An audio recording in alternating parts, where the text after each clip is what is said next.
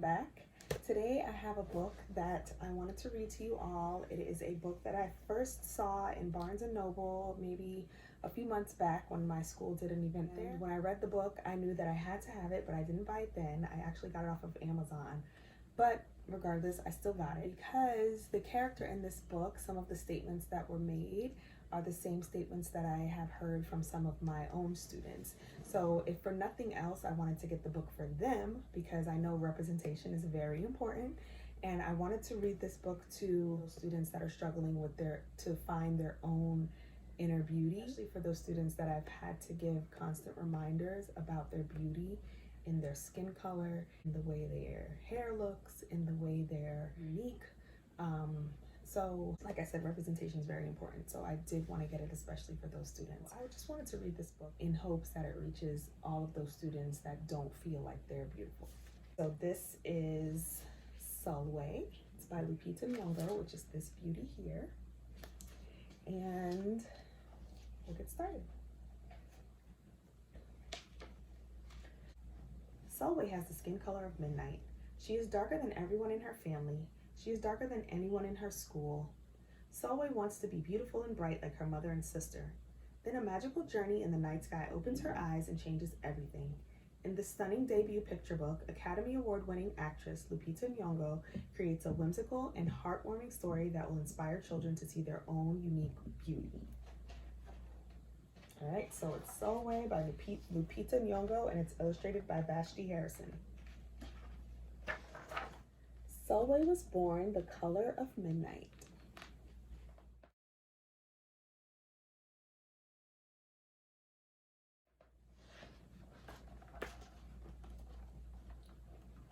She looked nothing like her family, not even a little, not even at all. Mama was the color of dawn, Baba was the color of dusk, and Mish, her sister, was the color of high noon. Hardly anyone at school looked like Sulwe either. People gave her sister Mish pet names like Sunshine and Ray and Beauty. People gave Sulwe names like Blackie and Darkie and Night. Sulwe felt hurt every time. So she hid away while her sister made lots of friends.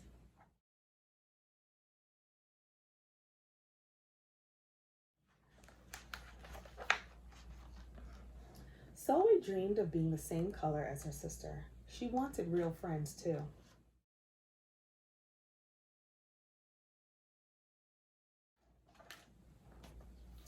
So she got the biggest eraser she could find and tried to rub off a layer or two of her darkness.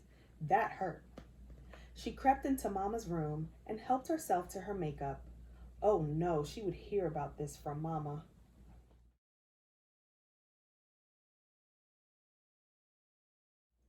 Sulwe decided to work from the inside out and ate only the lightest, brightest foods.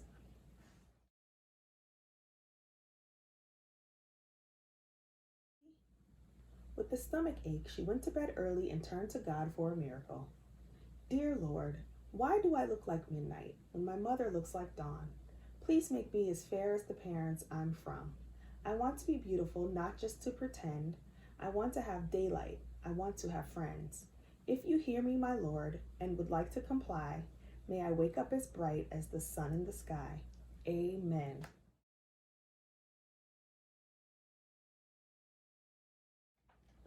When Mama came in to wake her for school the next morning, Sulwe rose to find not a trace of daylight in her midnight skin.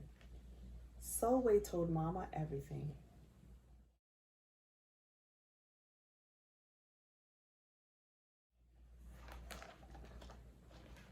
Mama asked, "What is your name?" "Sulwe," she muttered. "And what does it mean?" "Star," Sulwe whispered.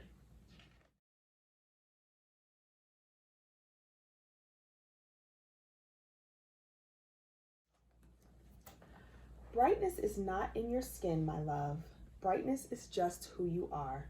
As for beauty, Mama said, rubbing Sulwe's stomach the way she always did to comfort her, you are beautiful. Sulwe sighed.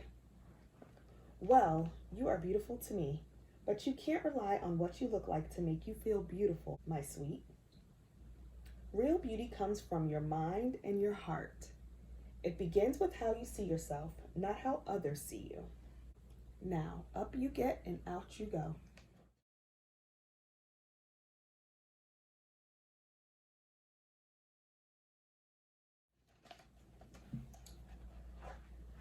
How could she, as dark as she was, have brightness in her?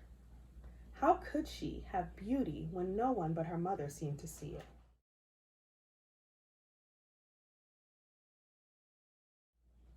How could she be a star?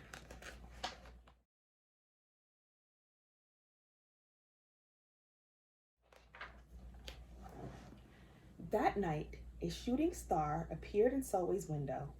"The night sent me," the star said. "Come with me." Sulwe hopped onto the star and off they went.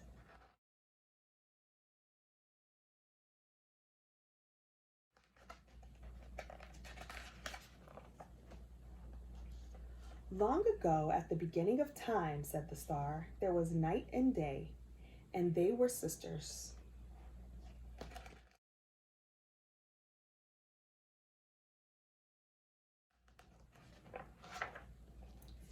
They loved each other very much.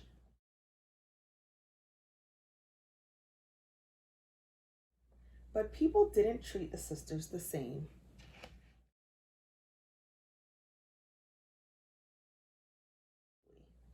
People gave Day pet names like lovely, nice, and pretty. People gave Night names like scary and bad and ugly.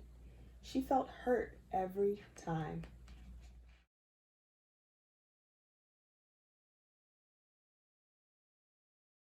Well, Night got fed up and walked right off the earth.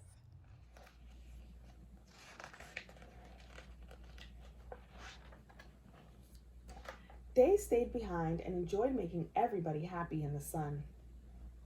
But then Day grew too long.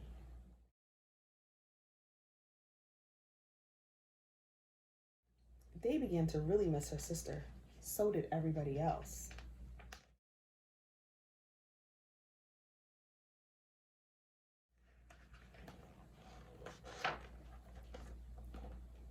There had to be a way to get her back. Day set off to find Night, and she did.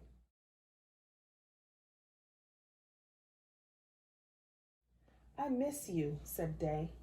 "I miss you too," said Night. "But you don't know what it's like to be treated badly for being dark." "You're right, I don't," Day replied. "But what I do know is that we need you just the way you are. Come and see."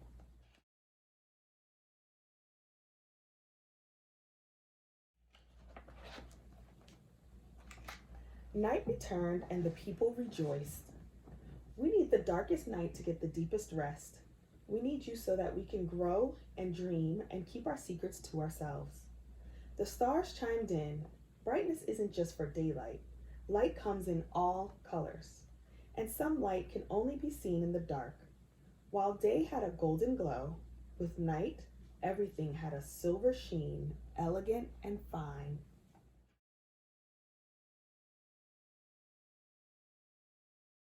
Day told her sister, "When you are darkest is when you are most beautiful. It's when you are most you." Could it be that Night did not need to change, not even a little, not even at all?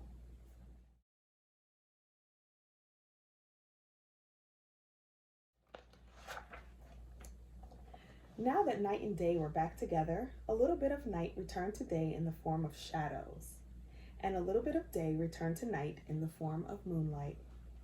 They were inseparable from that moment on and promised to celebrate the brightness in each other, whether people chose to see it or not.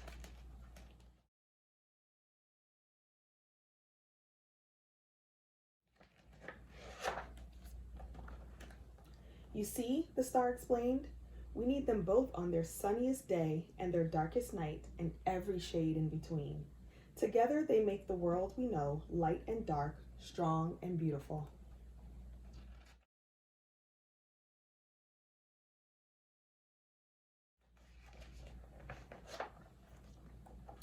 Sulwe rose the next morning beaming. There would be no hiding anymore. She belonged out in the world, dark, beautiful, bright, and strong.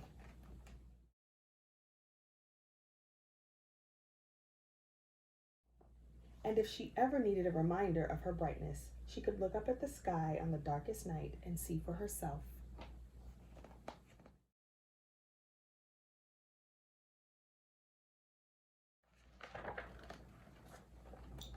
Sulwe felt beautiful inside and out.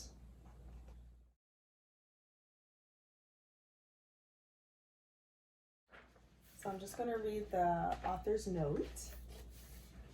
This is Lupita, her note. And it says, much like Sulwe, I got teased and taunted about my night-shaded skin. I prayed to God that I would wake up with paler skin. I tried all sorts of things to lighten my complexion. My mother told me often that I was beautiful. But she's my mother. Of course she's supposed to think that. It wasn't until I was much older that my feelings about my skin changed. It helped to see darker-skinned women being celebrated for their beauty. If they were beautiful, I could be too.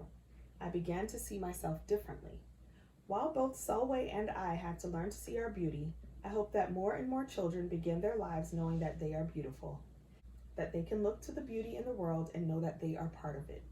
And yet, what is on the outside is only one part of being beautiful. Yes, it is important to feel good about yourself when you look in the mirror, but what is even more important is working on being beautiful inside. That means being kind to yourself and others. That is the beauty that truly shines through. The journey I went on was very different from Sulwe's nighttime adventure, but the lesson was the same. There is so much beauty in this world and inside you that others are not awake to. Don't wait for anyone to tell you what is beautiful. Know that you are beautiful because you choose to be. Know that you always were and always can be. Treasure it and let it light the way in everything you do. So this book, again, just touched me. I thought it was a really cute book, and I loved it particularly for little brown children. So again, that was Sulwe and by Lupita Nyong'o and illustrated by Vashti Harrison. And I love this book. I just love it. So I don't know what else to say about it. I just love it. All right. Bye.